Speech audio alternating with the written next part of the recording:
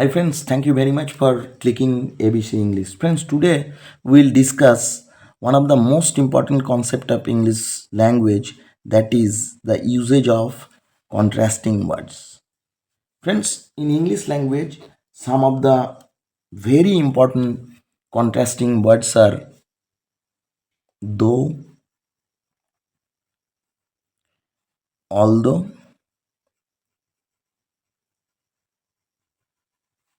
even though,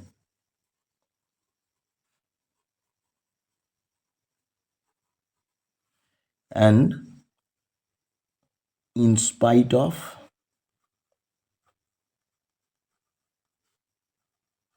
and despite. My dear friends, these are widely used in English language, and you can face these types of words, these types of contrasting words in different sentences, and for competitive exam this part is very much important. Friends, actually why it is contrasting, actually in this, whenever we use these words, there you can see two different sentences. Suppose this is the sentence A and this is sentence B. Whatever it is written in sentence A, you can see the opposite idea here. My dear friends, if it is written he is ill, he is ill. So this is the first one. There you can see. So actually, if he is ill, so he should take rest. That is the natural idea. That is the very common idea. But here you can see he went to office. Friends, it is opposite idea. I mean to see it. I mean to say it. He is ill. He should take rest, but he is not doing the same thing. Rather, he is going to the office. That means it is the opposite of this one. In this situation, whenever we join these two sentences into different ways, we use this part or also this part. My dear friends, now think about the grammatical rank of these though, although, and even though. Friends, these are basically subordinating conjunction. Subordinating conjunction. As it is subordinating conjunction, so obviously it will form a subordinate clause, and for that these conjunction need one subject and one finite verb. So entirely it will become a subordinating clause. And as it is a subordinating clause, it needs a principal clause, because subordinating clause does not have any independent sense. Without the help of principal clause, it does not have any sense. So it needs at least one principal clause, and as a result it will become a complex sentence. My dear friends, I think you can understand the structure. If you think about in spite of or despite, friends, these are basically preposition. And if these are preposition, after that obviously we have to use noun with it. This noun or pronoun will be the object of this preposition, and entirely it will be a prepositional phrase. It will be a prepositional phrase, and this prepositional phrase will act like adjective or adverb in the sentence.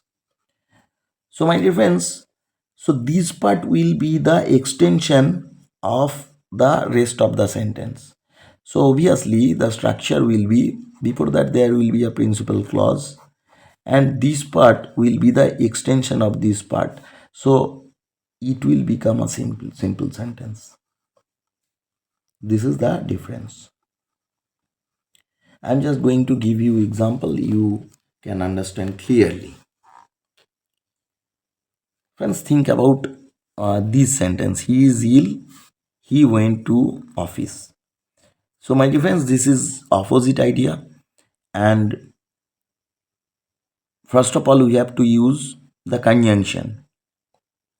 We are using, friends, actually, though, although, even though, all these three words, all these three words are carrying the same meaning.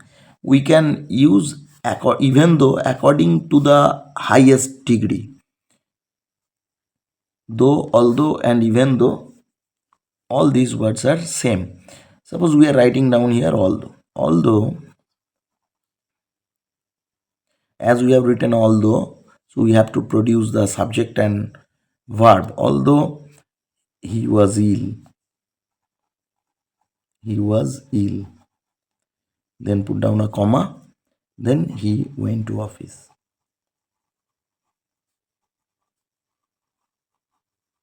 Here you can see this is the principal clause and this is the subordinate clause.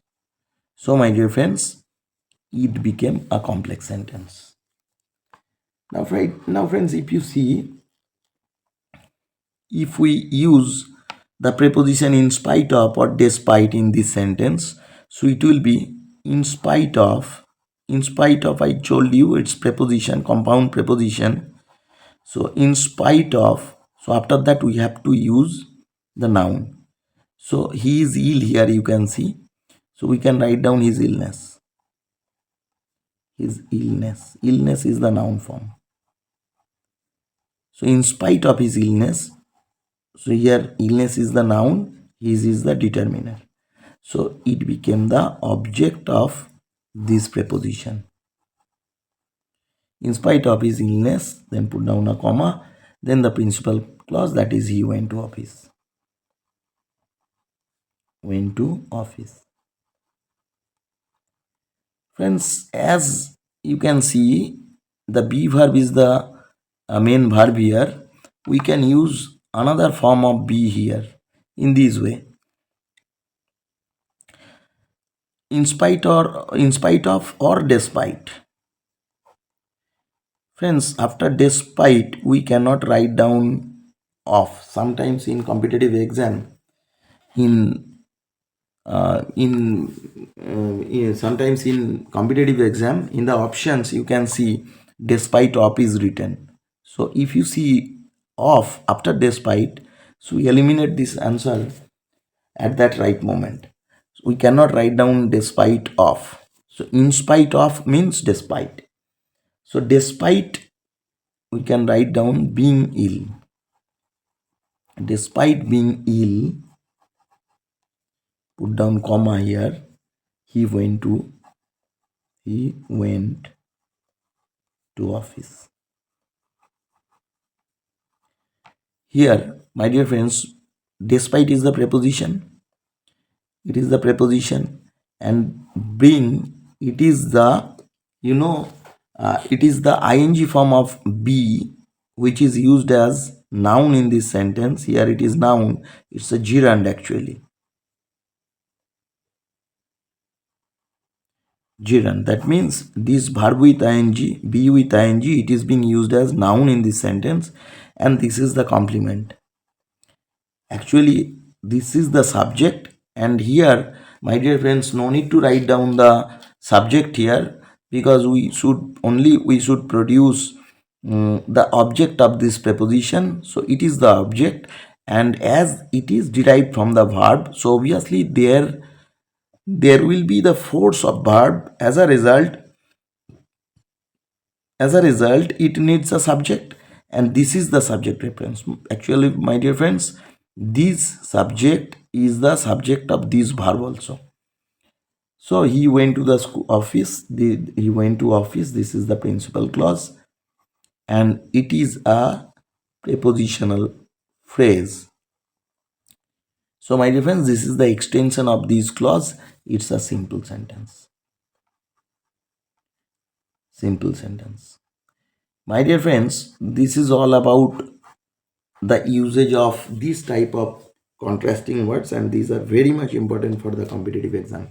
Friends, if the video is beneficial for you, I'd like to request you to subscribe to the channel and stay tuned. I'll post these types of videos regularly. So my dear friends, thank you very much for watching this video. Thank you very much.